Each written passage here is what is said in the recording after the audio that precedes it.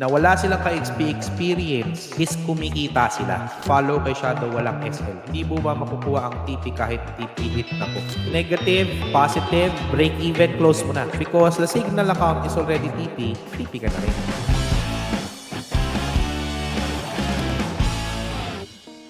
Yung learning curve namin, we need 5 years to be profitable.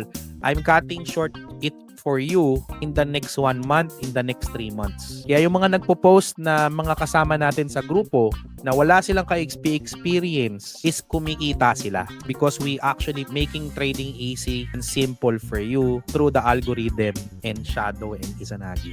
Alright, so I hope I add value to you guys. Answer tayo ng ating mga sabi dito sa isang comment ni Charina is, hello po, tanong ko lang po, nagtitrade po ako sa Do Prime, nag-follow kay Shadow, walang SL. Hindi mo ba makukuha ang TP kahit TP hit na po? For example, may TP man yung Shadow, di ba? Gagayahin mo lang yung TP niya. Pag nag-TP si Shadow, TP ka rin dapat. So pag nag-close yung demo account at hindi nag-TP yung sayo, i-manual close mo na. Okay, yung Shadow may TP hit, may TP siya, di ba? Ikaw may TP ka din. O, tapos na-hit ni Shadow yung TP niya. Uy, wala na. Ikaw may open trade pa. When you see that, close mo na manually. Negative, positive, break even, close mo na. Because the signal account is already TP, TP ka na rin.